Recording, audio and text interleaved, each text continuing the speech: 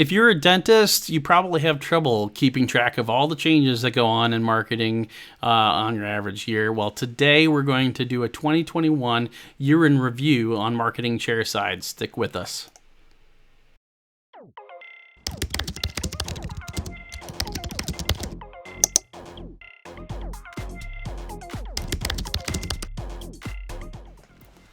So thanks for joining us on Marketing Chairside. And today I am joined by Director of Search Marketing at Pro Impressions Marketing, Bob Weber. Bob, thanks for coming on again. Jonathan, it's good to be here. Nice to be back on the show. I think I'm pretty excited to talk about what we've got going on and what we had for SEO changes in the last 2021. It's been a wild year. It really has, and I thought we'd probably, want to go over some of the news headlines, but maybe start off with some of the results that we've seen. So I'm going to pull up a graphic here and just ask you to walk us through what we're looking at. Yeah, this is a report we put together internally that's of organic traffic for local searches. Most of the patients our dentists are seeing, and what we're trying to get in front of, the people we're trying to get in front of, are the local people in their market. Sometimes a patient will travel, across, multiple states or a long distance for really great dental care, and that's good, and we want to reach out to those people. But the majority of what we're really interested in is their local community and the local market. So this is organic searches from a client's local market. And as you can see here, the traffic dropped off a lot during the lockdowns when the COVID first hit, March, April. Everyone's staying home, staying safe. But as we got into the summer, things opened up a little bit. A lot of the dental offices reopened, whether it be for emergency or other services. And so through the summer, there was a little bit of pent up demand. People just couldn't get their teeth taken care of for a couple months there, so they were really interested. And we actually had a really good summer last year. But when we started into January of this year, we just saw some big traffic jumps uh, from local searches, and the sites just really performed well. As you can see here, this client, even in October, which is often a slower month, uh, we saw a 40% increase year over year on traffic, and last October was actually a pretty great month as well. So really been some good results. And if you look down here on the bottom, this red graph here, this just shows the same thing, the organic traffic going going back as far as we've got data here in January 17. And the traffic levels were pretty constant, for the whole time. And just here in January, they just really shot up, had our best traffic levels ever. And even September, October, we're in the 90th percentile over the traffic we've recorded over the last several years. So this is great. This has been a really good year for us because of that. Yeah, I'm super proud of it, and I know the client's very happy. But of course, that's not a one-off either. We've got another example here. Let's walk through this one. Yeah, this is another client, they saw the same thing.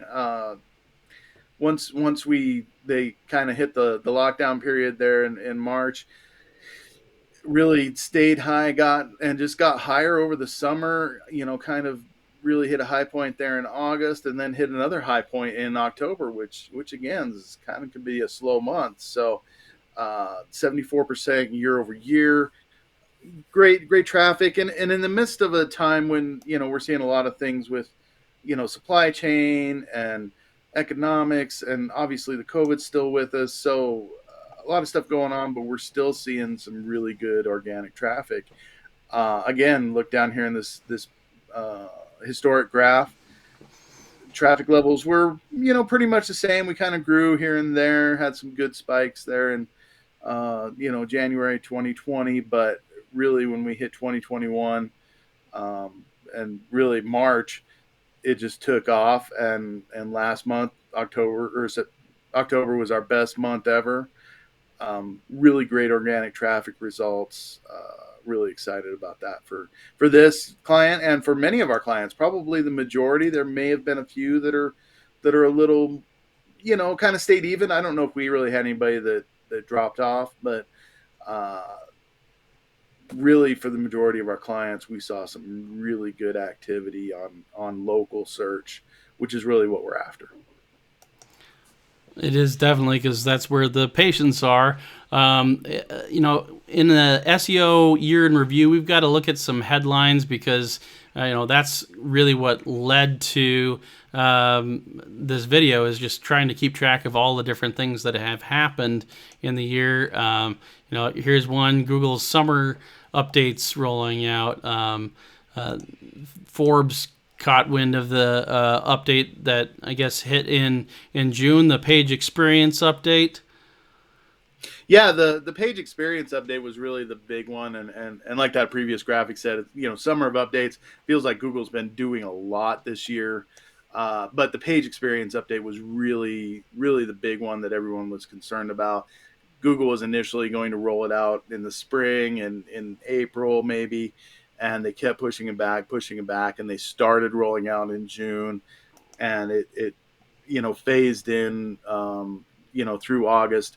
And this is something that we were very aware of, and our development team was really working hard over the last couple of years to just really streamline our sites and make them just as fast as possible. And I think that's had a big impact.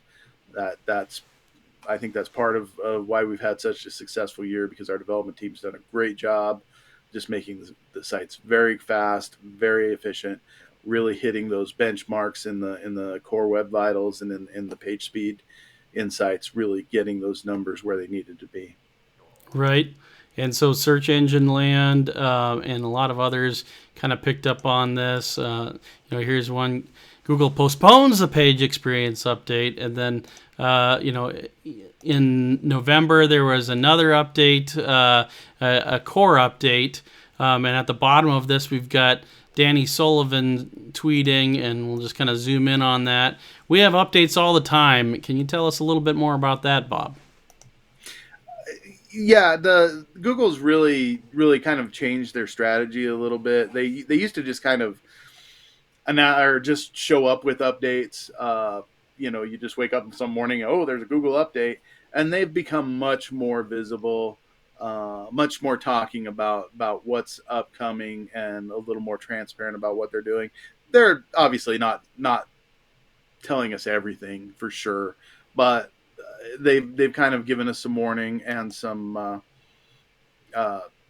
just more information. And that particular Twitter, they're asking Danny Sullivan, about these updates, why there's so many, and he's just saying, we always do updates, and this is just something we have with Google. But it really has felt like a very busy year. They've had the passage update where they were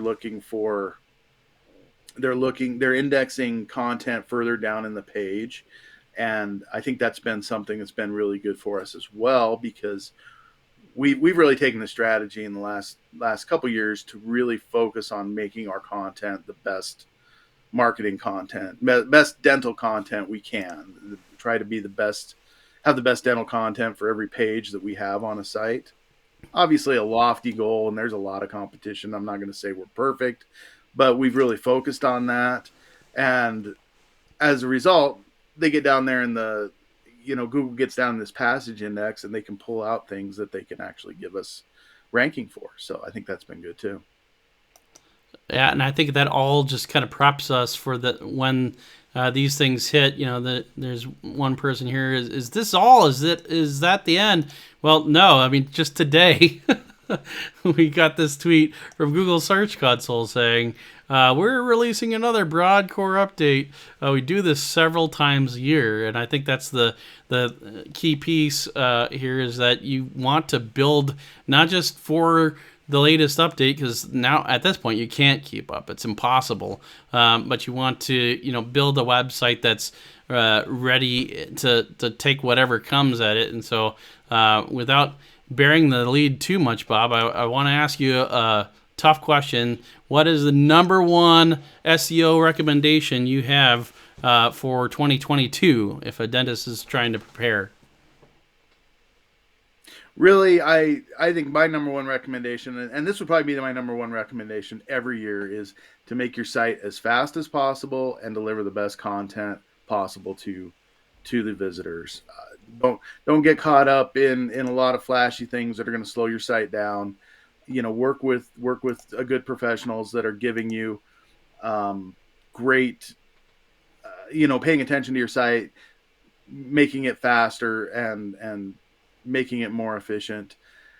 If you're doing that, and if you're giving potential patients a great experience, you're going to have success in SEO. Right. Yep. And that's been our philosophy for a long time.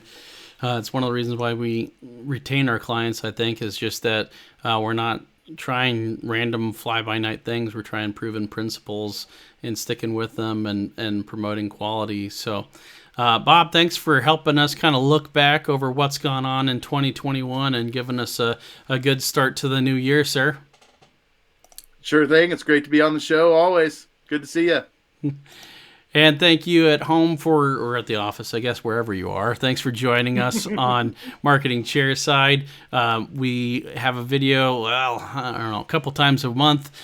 So if you want to get a notification when those come out, please subscribe to our channel or like the page. We have this on a lot of different platforms, so click whatever relevant button there you can. And if you have a question that you'd like to ask about your marketing and what's working for you or what's not working for you, and you want to know what we think, I'd love to have you comment on the video, and who knows, maybe we'll even have you on the show. Thanks so much for joining us, and we'll see you next time on Marketing Chairside.